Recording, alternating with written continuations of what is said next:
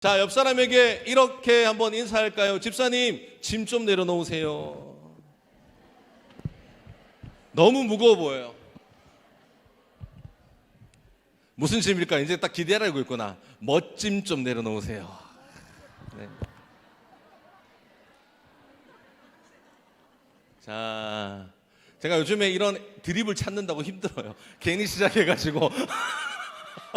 근데 너무 좋은 인사법들의 드립이 있다면 늘 언제나 교회에서는요, 할렐루야 이렇게 하거나 하나님의 축복이 평강이 여러분 가운데 있을지어다 이렇게 인사하는 거 너무 식상하잖아요. 그래서 우리가 인사법도 좀 다르게 하면 좋다. 제가 몇 가지 요즘에 한 줄 아세요? 당신에게 벽이 느껴집니다. 어떤 벽이었죠? 완벽. 당신에게 풀 냄새가 나요. 어떤 풀이었나요? 뷰티풀. 자, 그런 것처럼 우리가 이렇게 마음을 열고 하나님 말씀 받을 때 그 능력이 여러분 삶 가운데 가득할 줄 믿습니다. 제가 지난주에 결석을 했어요. 죄송합니다. 담임 목사님과 우리 팀장 목사님들이 이 국민일보 포럼을 참석하기 위해서 서울을 갔다 왔는데요. 거기 서울에 들으면서 국민일보를 들리고 그 다음에 GNM 재단에 우리가 방문을 했습니다. GNM 재단은 우리가 사용하고 있는 드라마 바이블 여러분 아시죠? 매일매일 지금 듣고 계신 드라마 바이블을 제작한 회사입니다. 엄청난 금액을 들여서 그곳을 방문을 했는데 그곳에 방문하기 위해서는 사전에 필요한 게 있더라고요.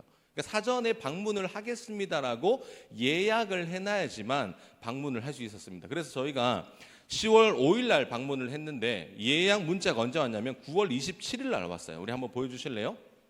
이렇게 저한테 메시지가 온 겁니다. 9월 27일 날 오전 7시 51분에 IFC 서울 방문이 완료되었습니다. 멋지게 하면서 그다음에 GNM 글로벌 재단 이렇게 나와 있는 거예요. 그러니까 방문하기 위해서도 뭐가 필요하다는 거예요? 사전 등록이 되어 있어야지만 방문이 가능하다라는 겁니다. 그래서 그곳이 어떤 곳이었냐면 여러분 사진으로 한번 보여주세요. 그곳에 함께 참석한 목사님이 기념으로 남기기 위해서 나는 이곳에서 꼭 사진을 찍어야 되겠다 이랬던 분이 계셨어요.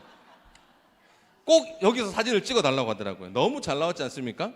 여러분 누군지 아시죠? 저분 말고요. 저분 뒤에 보면 뭐가 보이나요? 국회 의사당이 보이지 않습니까? 그래서 꼭 국회 의사당이 보이는 저곳이 내가 저곳을 정복하리라 그런 심정으로 저곳이 나오게 사진 찍어주세요 이렇게 하기를 제가 이렇게 찍었습니다. 이 건물이요 54층 건물에 GNM 재단이 거한 장소는 50층이었어요.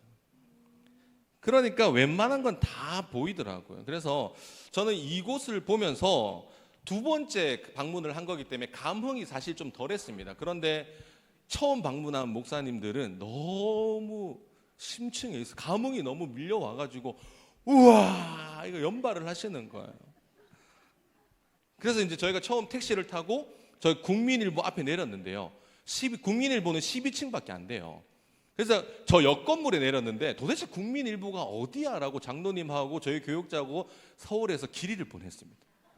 그래 막 헤매고 있는데 높은 곳에서 보니까 저 국민일보가 저렇게 돼 있었구나. 그런데 국민일보 뒤에 있는 교회가 하나가 있어요. 저 교회가 무슨 교회일까요? 여의도 순복음교회입니다. 저는 왜 국민일보와 여의도 순복음교회가 함께 있는 거지 문외한이었기 때문에 몰랐는데 여의도 순복음교회에서 국민일보를 만든 거죠. 그렇게. 그래서 이제 두 개가 묶어져 있음을 보면서 역시 사람은 경험치가 올라야 된다. 경험을 해야 그 사람의 능력치도 오르고 경험을 해야 설교에도 좀 신선함이 나온다는 거예요. 여러분 우리가 책에서 배우는 건 한계가 있어요. 그런데 눈으로 보고 내가 경험하고 내가 아파보고 내가 또 잘 살아보고 이런 것들을 다 경험하고 나면 설교에 묵어 나오는 그런 것들이 달라지게 되는 거죠. 아무튼 여러분 서론이 길었습니다. 이 세상에서도 누구를 만나기 위해서는 뭐가 있어야 되냐면 예약이 필요하더라고요. 요즘에 예약 없이는 만날 수가 없습니다. 여러분 하나님을 만나기 위해서도 오늘 무엇이 필요하다는 말입니까? 여러분 하나님을 만나기 위해서 오늘 예약하고 오셨나요? 아무도 예약을 안 하셨더라고요. 맞죠? 그냥 그저 와도 되는 자리. 그런데 우리가 거룩한 신성한 하나님을 만나기 위한 자리에 우리의 심령이 어떤 마음으로 와야 되는지를 다시 한 번 더 묵상하게 하는 거죠. 한 건물에 들어가기 위해서도 사전 예약이 되어야지만 들어갈 수 있고 그 사람이 나와서 찍어줘야지만 우리가 들어갈 수 있는데 하물며 천지 만물을 창조하신 그 하나님을 만나는 우리 이 공간에 나올 때 그냥 단출하게 나오면 안 된다는 것을 한번 생각해 보게 됩니다. 그래서 저는 오늘 제목을 만남이라고 한번 지어봤습니다. 여러분, 격변의 시대, 공동체가 흔들리는 그 시대 가운데 사람을 세우면서 위기를 극복했던 초대교회를 우리가 지금까지 살펴봤지 않습니까? 그래서 그 중심 인물이었던 스데반이 있었는데, 이 스데반도 이제 고별 설교를 하는 거예요. 순교의 마지막 삶을 이야기하면서 오늘 말씀을 하고 있는데, 이 말씀을 가지고 두 가지만 딱 짧게 나눠보려고 합니다. 첫 번째는 무한정 기다리시는 하나님을 발견하게 됩니다. 뭐라고요? 여러분, 오늘 본문이 몇 절로 되어 있는지 아세요? 오늘 본문이 사도행전 7장이 몇 절로 되어 있는지 아십니까? 60절로 되어 있어요. 제가 여러분에게 성경을 강론하기 위해서 제가 몇 번 읽는다고 했죠? 50번 읽는다 했잖아요. 죽을 뻔했습니다. 진짜 거짓말 안 하고. 3장, 4장, 5장, 6장까지는 그나마 괜찮았는데 7장 들어갔는데 며칠이 걸렸냐면 3주가 걸렸어요. 3주 동안 원고도 못 썼어요. 계속 들었어요. 여러분, 이 60절을 들으려면 10분이 걸리거든요. 그러니까 하루에 여러분이 1시간을 투자한다고 해도 거의 어마어마한 시간, 50시간을 투자해야 되는 그런 상황들. 그런데 이 엑기스, 성경의 모든 축약본이 사도행전 7장에 딱 있는 거예요. 여러분, 그래서 53절까지가 스데반의 설교로 나와 있는데, 그 설교에 등장하는 인물이 몇 명이냐면 10명이 등장을 해요. 몇 명이 등장한다? 10명. 여러분, 역사적 길이로 봐도요, 아브라함부터 시작을 하는데, 여러분, 아브라함까지 1000년을 이야기합니다. 그러니까 아브라함부터 다윗까지 나오는 그 설교를 이야기하는데, 아브라함부터 다윗까지 그냥 대략적으로 1000년의 역사라고 우리가 볼 수 있죠. 그리고 다윗부터 예수님까지 점프를 해요. 점프를 하는데 그 역사의 연도가 몇 년이냐면 또 1000년이에요. 그러니까 스데반은 몇 천 년의 역사를 하는 겁니까? 2000년의 역사를 간단한 이 53개의 절로 설교를 하고 있는 거예요. 그래서 저는 이 스데반이 마지막 처형당하기 전의 설교가 그의 인생 가운데 요즘 말로 하면 최애 설교라고 우리가 할 수 있죠. 그래서 이 장면을 통해서 깨닫는 바가 하나가 있는데, 하나님의 일꾼이라면, 혹은 하나님의 복음을 들고 전하는 여러분들이라면, 여러분, 이 정도 말은 할 수 있어야 된다는 거예요. 옆 사람 보세요. 나는 지금 성경을 누군가 물어본다면 이 정도는 할 수 있습니다 라고 하는 사람들은 그냥 눈만 깜빡이 보세요. 옆 사람 보시고. 그러니까 우리가 성경을 이야기해 주세요 누군가 물어볼 때, 여러분, 이게 모티브가 되는 거예요. 사도행전 7장 정도의 설교라고 하지 마십시오. 이야기를, 스토리를 이야기해 줄 수 있는 성경의 지식을 가졌다면 여러분들은 하나님께 칭찬 듣는 종이 될 수 있어요. 그러니까 2000년의 역사를 축약해서 이야기를 하는 거죠. 그래서 여러분, 언제나 스데반은 이 모든 본문을 이제 바라보면서 우선 그의 핵심적인 포인트가 뭘까라는 걸 제가 첫 번째 바라봤는데, 그게 기다림이더라고요. 기다림. 여러분, 우선 아브라함이 등장을 합니다. 우리 3절 말씀을 한번 볼까요? 3절 말씀 함께 읽습니다. 시작.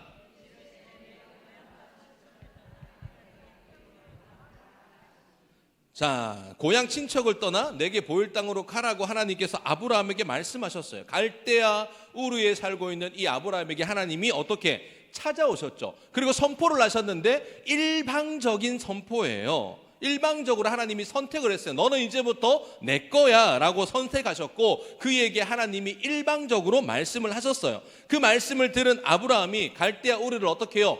떠납니다. 말씀을 듣고 떠나요. 그때 아브라함의 나이가 창세기 12장 4절에 보면 75세였다라고 이야기를 하는 거예요. 하나님의 말씀을 받은 때가 몇 세였다? 75세였다. 떠날 때가 75세였으니 언제 정확히 하나님을 먼저 만났는지는 알 수 있을까 없을까요? 몰라요. 그러니까 하나님이 찾아오셔서 말씀하셨을 때가 75세. 그런데 그전에도 하나님이 찾아왔을 수도 있잖아요. 근데 언제 정확히 이렇게 말씀을 하셨는지는 알 수가 없다라는 거예요. 그래서 75세가 그 나이 떠났던 나이인데, 하지만 여러분, 하나님께서 태초에 천지 만물을 창조하셨어요. 그리고 나서 아담과 하와를 만드셨는데, 그들이 뭘 합니까? 선악을 알게 하는 나무를 먹음으로 하나님께 불순종하죠. 그래서 하나님과 맺었던 그 언약이 붙었나요? 깨졌나요? 깨졌어요. 그러니까 그 깨진 언약, 이제는 하나님께 나아갈 수 있는 방법이 없어요. 그런데 우리 하나님이 본성이 사랑이시라 그 깨진 거를 어떻게 해요? 다시 붙이기를 원하셨습니다. 그래서 하나님께서는 그 붙임의 현상이 언제일까 무작정 기다리시기로 마음을 먹으신 거예요. 하나님은 그때부터 기다린 날짜가 대략 언제인지 우리가 알 수가 없습니다. 그런데 아브라함이 등장하기까지 1000년이라고 가정을 합시다. 그러니까 아브라함을 만나기 위해서 하나님께서는 몇 년을 기다리신 거예요? 1000년을 기다리셨다니까요. 아브라함이 등장하기까지 최소 1000년. 그렇게 기다렸던 아브라함이 태어났어요. 하나님은 또 75년을 기다렸습니다. 그리고 아브라함에게 또 만나 주셨어요. 여러분, 그때 하나님의 심정이 얼마나 기뻤을까? 아브라함을 통한 하나님의 계획이 이제 펼쳐질 걸 생각하니까 하나님 입장에서 얼마나 기뻤을까요? 그런데 아브라함을 통해 이루어질 그 계획 또한 그 뒤에는 뭐가 필요하냐면 기다림이 필요해요. 왜? 아브라함을 만났다고 그 계획이 당장 이루어지는 것이 아니기 때문에. 아브라함의 자손을 통해 이루어지는 역사 아닙니까? 그래서 하나님의 원대한 꿈은 아브라함이 끝이 아니라 아브라함이 뭐예요? 시작입니다. 시작. 끝없는 시간을 기다리셨던 우리 하나님께서 또 끝없는 시간을 어떻게 하셔야 된다? 기다리셔야 되는 거예요. 왜요? 왜 하나님께서 기다리셔야만 할까요? 하나님이 기다리기로 작정하셨기 때문에. 내가 너희들을 향한 그 인내하심으로 내가 너희들을 살리기 위해서 하나님 입장에서는 여러분들을 살리기 위해서 기다리시기로 마음먹으셨기 때문에. 그래서 그들에게 징표로 약속을 하셨는데 5절 말씀이에요. 5절 함께 읽도록 하겠습니다. 시작. 그러나 여기서 발붙일 만한 땅도 유업으로 주지 아니하시고 다만 이 땅을 아직 자식도 없는 그와 그의 후손에게 소유로 주신다고 약속하셨으니. 기다리면서 그들에게 우선 뭘 주기로 약속을 하셨다고요? 땅을 주겠다. 그러니까 먼저 그에게 후손을 주시는데 땅과 후손을 주시기로 약속하셨는데 그리고 후손을 먼저 주세요. 그 후손을 아브라함을 통해 몇 세에 얻습니까? 100세에 얻어요. 그리고 이삭이 야곱으로 12명의 민족이 태어나면서 이스라엘이라고 하는 그 나라를 이제 창설할 수 있는 이제 시기가 된 거예요. 그러니까 하나님은 그들에게 자손을 주셨습니다. 그리고 이제 하나님의 계획대로 땅을 주기 위해서 이스라엘 백성들을 어디로 옮기셔야만 합니까? 애굽으로 옮기셔야만 해요. 강제 이주를 시켜버리는 거죠. 여러분, 이스라엘은 구별된 백성입니다. 그러니까 어떤 것과도 섞이면 된다, 안 된다?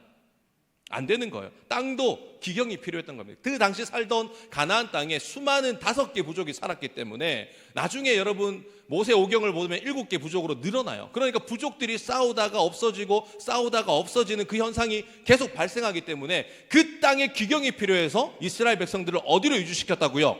애굽으로 이주를 시킵니다. 요셉을 통해 애굽으로 이주시키는데 여러분, 요셉을 통해 애굽에서 다시 가나안 땅으로 가기 위한 그 침묵의 시간 몇 년입니까? 400년. 또 하나님은 작정하셨어요. 뭐 하시기로? 기다리시기로. 400년의 시간을 하나님은 기다리시기로 작정을 하셨어요. 그리고 400년이 창세기 50장과 출애굽기 1장으로 넘어가면서 400년의 시간이 지나면서 하나님이 말씀을 하기 시작합니다. 그리고 누가 등장을 합니까? 야곱부터 시작해서 요셉 족속을 이야기하면서 새로운 왕이 일어났는데 그 왕을 아무도 알지 못합니다. 그래서 그들에게 뭐가 임하냐면 고난과 고통의 시간이 임재한 거예요. 그때 모세가 태어나요. 그러면서 하나님은 또 기뻤어요. 왜? 누구를 만나니까? 아브라함으로 약속했던 그 땅이 이제는 누구로 이어집니까? 모세로 이어지니까 하나님께서는 또 기뻤습니다. 그리고 나서 이 모세가 훈련되기까지 하나님은 또 뭐 하셔야 되는 거예요? 또 기다리셔야 되는 거예요. 여러분 보세요. 모세가 죽음에서 건짐을 받으면서 놀라운 탄생을 이야기합니다. 그 나일 강가로 떨어지는 그 모세를, 정말 그 석청 발린 그것을, 그 바구니를 이 바로의 딸이 건짐을 통해 죽다가 살아나지 않습니까? 죽음에서 살아나요. 건짐 받는 자로 살아납니다. 건짐 받는 자로 살아가면서 그가 직책이 뭐냐면 왕자가 돼요.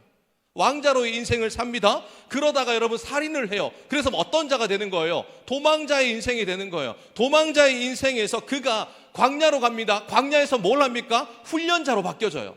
도망자가 훈련자가 바뀌어지고 훈련받고 나서 다시 80세에 애굽으로 컴백홈합니다. 그때 어떤 자로 바뀌는 거예요? 지도자로 바뀌는 거예요.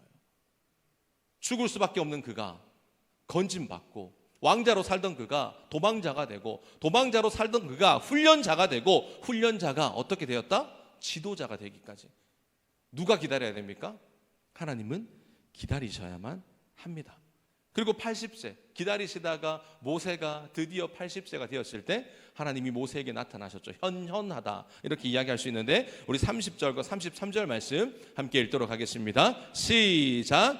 40년이 참에 천사가 시내산 광야 가시나무 떨기 불꽃 가운데서 그에게 보이거늘 모세가 그 광경을 보고 놀랍게 여겨 알아보려고 가까이 가니 주의 소리가 있어 나는 내 조상의 하나님 즉 아브라함과 이삭과 야곱의 하나님이라 하신대 모세가 무서워 감히 바라보지 못하더라. 주께서 이르시되 내 발에 신을 벗으라 내가 서 있는 곳은 거룩한 땅이니라. 40년이 참해. 40년 계속 기다리셨던 하나님께서 환희에 찬 목소리로 말하는 거예요. 40년이 참해. 여러분 이 말씀을 하기까지 하나님이 얼마나 정말 기다리셨겠냐고요. 그러면서 부르시는 이유를 말하는데 부르신 목적이 뭡니까? 너희를 구원하겠다.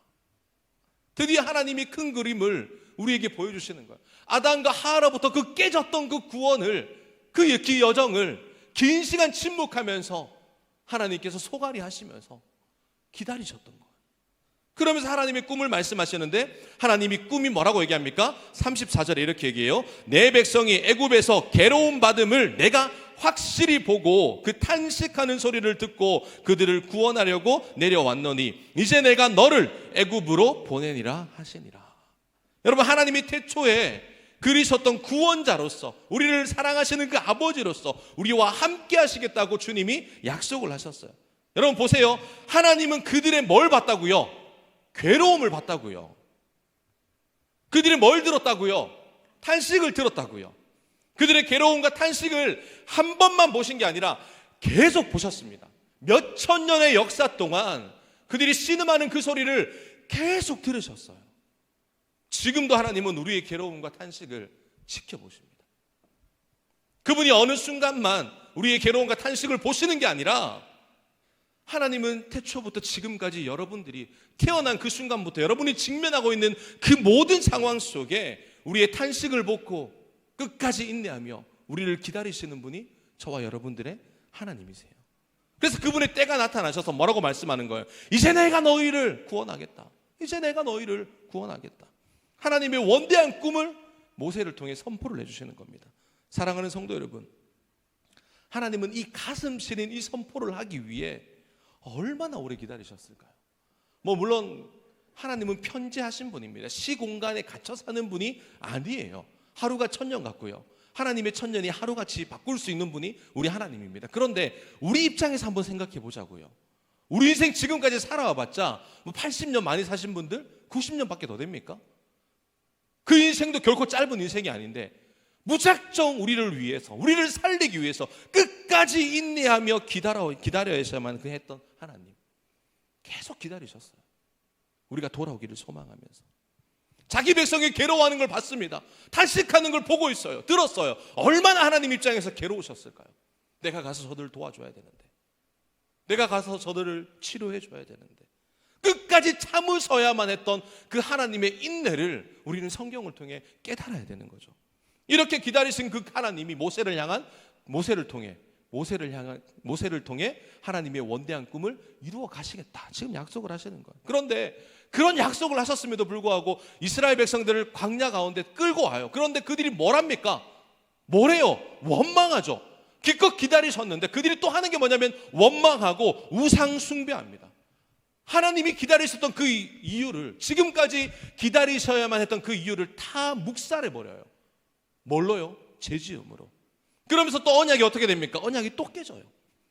그러나 하나님께서는 이번에도 끝까지 기다리시기로 작정하셨어요. 저는 여기서 원고를 쓰다가 잠시 멈췄습니다. 하나님 그렇게까지 하실 필요가 있을까? 그러면서 나의 모습이 주마등처럼 스쳐 지나가는데 이거는 제 모습뿐만 아니라 우리 동일된 모습일 거예요. 우리는요 죄지어요. 그리고 하나님께 나와서 기도합니다. 눈물로써 호소를 해요. 그리고 하나님 다시는 죄를 짓지 않겠습니다. 다시는 안 그러겠습니다 라고 세상으로 나갑니다. 처음에는 또 이기는 것 같아요. 그런데 다시 원상태로 복구되어서 또 죄지어요. 또 우상 숭배하고요. 하나님을 찬양하기보다 세상의 쾌락에 빠집니다. 그러면서 또 울면서 주님 앞에 고백하는데 심정이 주마등처럼 스쳐 지나가면서 비춰지더라고요. 하나님은 오늘도 나를 위해 기다리시는데, 그 생각을 하니까 그냥 말씀을 전하다 하염없이 그냥 울었습니다. 와, 내가 뭐라고, 우리가 뭐라고 무작정 기다리시기만 할까. 사랑하는 우리 행복전도학교 성도 여러분, 하나님은요 오늘도요 기다리세요. 우리의 괴로움과 탄식의 소리를 들으면서 가슴을 부여잡고 눈물을 머금고 저와 여러분들을 기다리고 계십니다. 왜 기다리실까요? 사랑하기 때문에. 다른 이유가 없어요. 딱 한 가지예요. 내가 너희를 사랑하기 때문에. 여러분, 스데반의 설교는요 다양하게 해석이 가능합니다. 그런데 저는 기다리시는 하나님의 포커스가 맞춰지더라고요. 나를 향한 기다림, 우리를 향한 기다림, 우리가 작정한 태신자들을 향한 기다림. 그 기다림이 다윗까지 이어지면서 예수님으로부터 종결이 됩니다. 그리고 설교는 지금까지 무한정으로 기다리시는 하나님을 이야기하면서 하나님이 기다리시는 데는 명확한 이유가 있다는 거예요. 하나님이 기다리신 이유가 뭘까요? 기다리신 이유가 여러분 간단해요. 만남 때문에 기다리죠. 지금까지 기다리신 이유가 뭡니까? 만남 때문에. 누구를 만나기 위해서? 저와 여러분들을 만나기 위해서 하나님은 무작정 기다리신 거예요. 그래서 두 번째 우리가 살펴볼 게 만나주시는 하나님이에요. 뭐라고요? 만나주시는 하나님. 무한정으로 기다리셨던 우리 주님이 이제 뭐라고 약속합니까? 내가 너희를 만나줄게. 할렐루야. 지금까지 우리를 참으면서 인내하셨던 그 하나님, 우리의 곡하는 소리와 탄식과 우리의 처절한 그 가난함을 보셨음에도 불구하고 참으시면서 기다리셨던 이유가 뭐냐면 때가 참에 너희를 만나주기 위해서. 오늘 하나님은 여러분들을 초청하신 이유가 뭡니까? 여러분들을 만나주기 위해서. 2절 말씀 함께 읽도록 하겠습니다. 시작.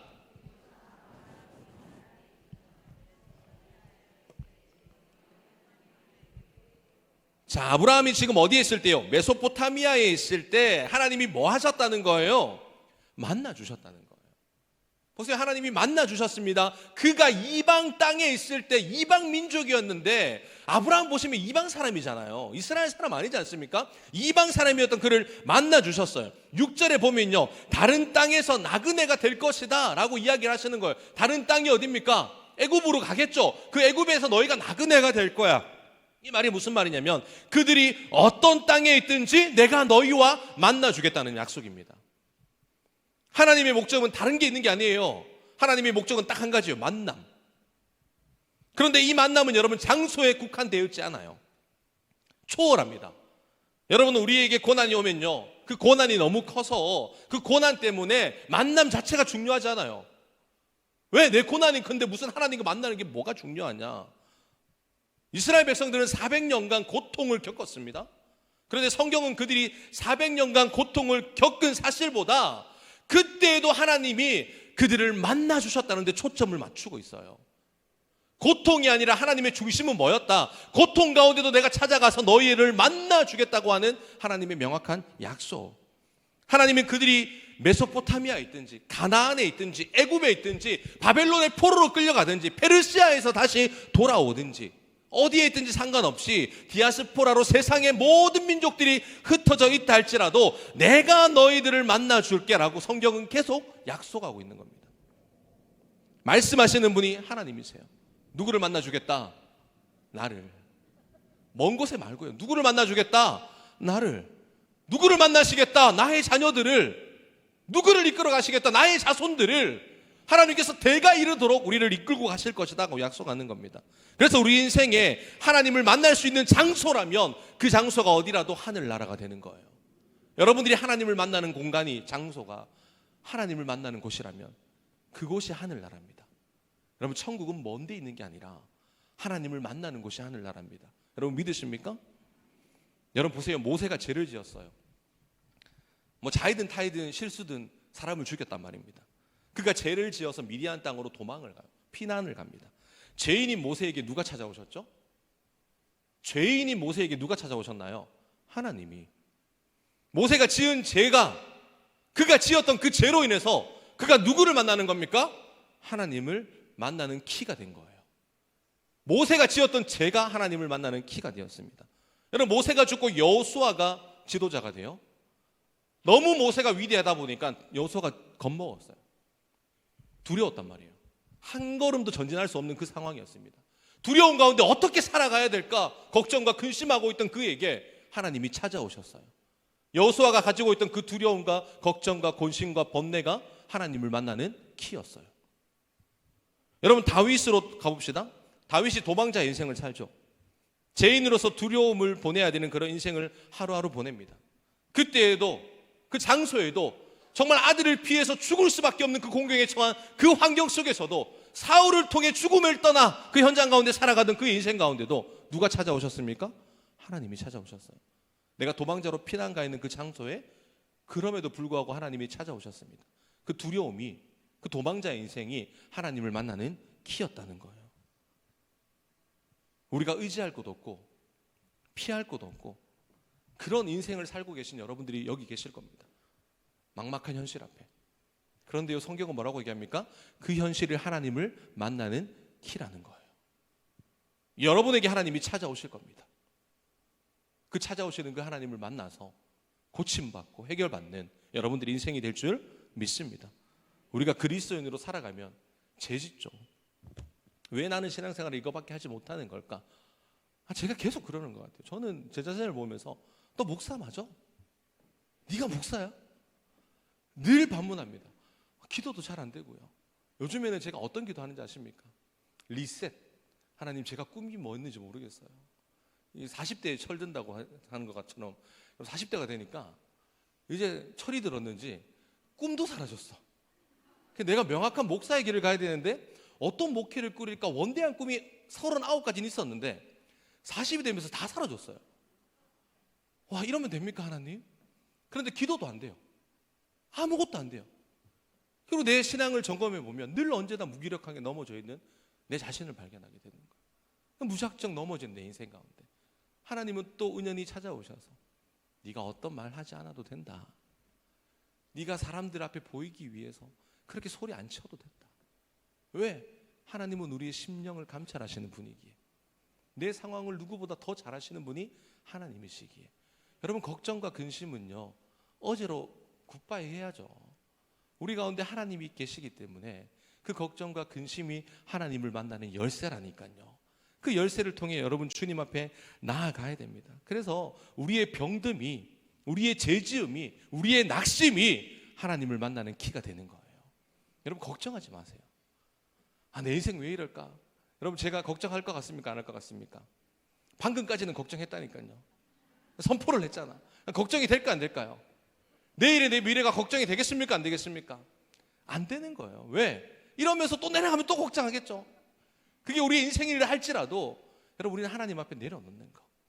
왜? 우리를 만나주시기 위해서 기다리셨던 그 하나님의 무한하신 그 사랑을 우리가 알고 있기 때문에. 그럼 여러분, 왜 기다림과 만남이 이렇게 중요할까? 그 요소가 뭘까? 이제 그 핵심을 7장이 이야기하고 있어요. 여러분, 왜 중요하냐? 제사장들이 예수님을 죽였고 스데반을 죽이려고 하고 기독교인들을 죽이려고 했던 그 제사장들이 추구했던 가치가 있었습니다. 목숨 걸고 지켜야 될 그 가치, 그게 뭐냐면 6장 13절이에요. 함께 읽도록 하겠습니다. 시작. 이 거룩한 것과 율법을 다 거슬러 말하기를. 거룩한 것과 율법을 이야기하는데 여러분, 거룩한 곳이 어딜까요? 거룩한 곳, 성전이겠죠. 당시 거룩한 곳은 성전이었겠죠. 그러면 율법은 뭐예요? 말 그대로 율법입니다. 그들이 지켜야 될 613가지의 율법을 이야기하는 거예요. 또 한 번 이 말이 나오는데 6장 14절에 이렇게 나와요. 예수가 이곳을 헐고 모세가 우리에게 전하여 준 규례를 고치겠다. 여러분, 여기서 말하는 이곳이 어디라는 거예요? 성전이라는 거예요. 그리고 규례를 고치겠다, 이 말이 뭡니까? 율법을 이야기하죠. 그들에게 가장 중요한 핵심의 가치는 성전과 율법이었어요. 그러니까 장소에 국한되어 있는 거예요. 제사장들이 끝까지 붙들고 있었던 가치가 있었는데 성전과 율법, 왜 그렇습니까? 그곳을 통해 자기 이익을 얻을 수 있는 곳이었기 때문에. 사람들이 헌금하죠. 다 제사장들이 먹으니까. 이익을 추구할 수 있고 창출할 수 있는 곳이 성전이었기 때문에, 그 율법 하에 자신의 이익을 추구할 수 있는, 기득권을 채울 수 있는 곳이 그곳이었기 때문에 모든 걸 걸고 자신의 통치 아래 두면서 내가 진두지휘하기를 원했던 것이 제사장들이에요. 여러분, 성전의 본질이 뭘까요? 성전의 본질, 우리가 이 성전이라고 하잖아요. 그래서 사실 틀린 말이에요. 그냥 교회예요. 건물이에요. 우리가 거룩한 성전이잖아요. 성전의 특징이 뭐냐면 하나님을 만나는 곳입니다. 그러면요, 율법의 본질은 뭘까요? 율법의 본질, 거룩한 사람을 만드는 거예요. 거룩하지 못한 내가 거룩하신 하나님 앞에 나아가기 위해서는 내가 거룩해져야 되는 거예요. 그러니까 율법은 그 거룩함을 바꾸는 장소, 성전은 하나님을 만나는 장소. 그래서 스데반이 아브라함부터 시작해서 설교를 하는데 하나님을 만나는 곳이 성전에 국한되어 있지 않다, 이 말을 하고 싶었던 거예요. 율법 아래 갇혀 있지 않다, 이 말을 하신 거예요. 왜? 메소포타미아에 가서도 하나님을 만나 주셨고, 애굽에 가서도 만나 주셨고, 가나안에서도, 바빌론에서도, 페르시아에서도 하나님은 편지하시면서 그들을 만나 주셨는데 성전이 뭐가 중요하냐, 이 말을 지금 성경은 이야기하고 있는 겁니다. 거룩한 사람이 되는 거요, 하나님을 만나면 그 사람이 바뀌게 되어 있다는 거예요. 그래서 스데반의 설교의 피날레가 펼쳐지는 장면이 나오는데 그 말씀이 55절과 56절입니다. 아주 중요한 말씀이죠. 함께 읽도록 하겠습니다. 시작. 하나님의 영광과 민 예수께서 하나님 우편에 서신 것을 보고 말하되, 보라, 하늘이 열리고 인자가 하나님 우편에 서신 것을 보노라 한데, 스데반이 이야기를 하는 게 기독교 기본 진리가 다 묶여 있어요. 예수님이 뭘 했다는 거예요? 부활하셨다는 거예요. 여러분, 지금까지 기다려주셨던 그 하나님이 우리를 만나주셨습니다. 누구를 통해 만나주시는가? 누구를 통해요? 예수 그리스도를 통해. 기다려주셨던, 무한정으로 기다려주셨던 그 이유가 있죠. 우리를 만나주시기 위함인데 그 이 통로가 뭐냐? 예수 그리스도. 예수가 아니면 우리가 만날 수가 없다라는 거예요. 그래서 우리가 누구를 만나야 된다는 겁니까? 저와 여러분들이 교회 생활하면서 누구를 만나야 된다는 거예요? 박춘성 만나면 안 돼요. 누구를 만나야 된다고요? 예수님을 만나야 된다. 그게 우리의 설교를 듣는 이유, 우리가 주의를 지키는 이유, 내가 예수님을 만나야 되는 그 이유인 거예요. 여러분, 지금까지 무한정으로 기다려주셨던 그 이유, 언제 어디서든 우리를 만나주시겠다고 약속한 그 이유, 그 이유는 우리가 구원자 예수를 만나야 모든 억압의 자물쇠에 살던 우리가 그 자물쇠를 열 수 있는 키를 발견하게 되는 거예요. 예수를 만나면요, 안 풀렸던 그 자물쇠가 그 열쇠를 통해 열려지게 되는 그 역사가 일어날 줄 믿습니다. 여러분이 지금까지 막혔던 그 삶이 내가 예수를 만났더니 내 인생이 변화됨이 역사가 일어나는 거예요. 여러분, 예수님을 만나면 이렇게 어떻게 변화되는지 아십니까? 예수를 만난 자들이 어떻게 변화되냐면 59절에 이렇게 얘기합니다. 그들이 돌로 스데반을 치니 스데반이 부르짖어 이르되, 주 예수여, 내 영혼을 받으시옵소서. 여러분, 스데반이 예수를 먼저 만났어요. 예수를 만나니까 스데반이 뭐가 사라졌습니까? 두려움이 사라졌어요. 죽음 앞에서도. 여러분, 예수를 만난 자들은 뭐가 사라진다? 두려움이 사라집니다. 여러분, 두려움이 극복되어지니까 그곳에서 뭘 전하는 거예요? 복음을 선포하는 거예요. 그 형장 때문에 스데반은 결국 죽어요. 순교하죠. 아름다운 발자취를 남깁니다. 하나님 우편에 가는데 그 자리를 누가 대신하냐면, 스데반이 죽는 그 모습을 통해 누가 대신하냐면 58절 말씀 함께 읽도록 하겠습니다. 시작.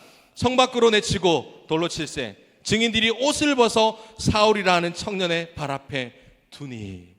스데반으로 죽음이 끝난 것처럼 보였는데 아직 개종되지 않은 사람, 아직 예수 죽이겠다고 선봉에 서 있던 사람, 누가요? 사울이 복음의 바통을 받는 거예요. 여러분, 이 둘은 여기서 처음 만났을까요? 아닙니다. 6장의 8절에 보시면 이미 스데반과 한번 싸웠어요. 뭘로요? 복음으로 논쟁을 펼쳤습니다. 그때 처참하게 뭐 했냐면 사울이 깨졌어요. 누구에게요? 스데반에게. 그 논쟁에서 졌던 그 사울이 얼마나 성격이 괴팍했습니까?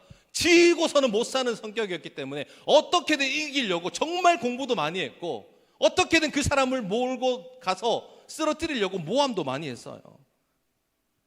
그래서 스데반이 죽는 그 현장에 누구를 배치합니까? 거짓 증인들을 배치해요. 거짓말쟁이들. 여러분, 사울이 배치하지 않았다 하도 괜찮아요. 그런데 사울이 그들과는 명확하게 친분이 있었던 사람들입니다. 거짓을 이야기했던 그 증인들과 사울이 친분이 있었어요. 여러분, 그 거짓 증인들이 스데반을 죽입니다. 그때 그들의 옷을 어떻게 했다고 얘기합니까? 58절에 보면 증인들이 옷을 벗어 누구에게 줬다고요? 친구였던 사울에게 준 거예요. 야, 이것 좀 갖고 있어봐. 네 복수 내가 해줄게. 이겁니다, 여러분. 하나님을 사람을 배척했고 죽였던 그 사람이 훗날 어떤 사람으로 바뀝니까? 복음을 전하는 사람으로 바뀌어요. 여러분, 사울은 후에 어떻게 변할까요? 그건 다음 시간에. 그런데 여러분, 한 가지만 명심하십시오. 사울의 신학은 그가 스데반을 통해서 들었던 2000년의 그 역사, 예수 부활하셨다, 그 근본이 잡혀 있었어요. 무슨 말인지 아십니까? 그 죽음의 현장 속에서도 사울이 어떤 사람이 되겠다라고 하는 그 근본 뿌리는 스데반을 통해 첫 번째 배웠고요. 한 가지 두 번째 배운 것은 다메섹 도상에서 부활하신 예수님을 만났어요. 처음에는요, 들었습니다. 두 번째는 만났어요. 듣고 만날 때 우리의 신앙이, 그 뿌리가 자라기 시작하는 거예요. 기다리셨던 그 하나님께서 무장정으로 기다리셨던 그 이유가 뭐라고요? 우리를 만나주시기 위해. 누구 때문에 만나주시는 거다? 예수 그리스도. 그분의 부활하심을 통해 우리가 예수님을 만나는 그 역사. 그리고 여러분들을 지금 박해하고 핍박하는 그 사람들이 있죠. 그 사람들에게 복음이 들려지면요, 어떻게 된다? 그 사람이 사울처럼 되는 거예요. 그런 기적의 현장에 여러분 나아가고 싶지 않으십니까? 복음은요, 성경은요, 놀라운 역사를 이야기하는데 딱 한 가지만 얘기합니다. 예수 그리스도로 인해서 그 역사가 펼쳐진다. 여러분 삶도 예수를 통해서 그 역사가 펼쳐질 줄 믿습니다. 그래서 오늘도 우리는 복음을 전하는 거예요. 용기 잃지 마십시오. 옆 사람에게 다시 한번 더 고백합시다. 집사님, 짐 좀 내려놓으세요.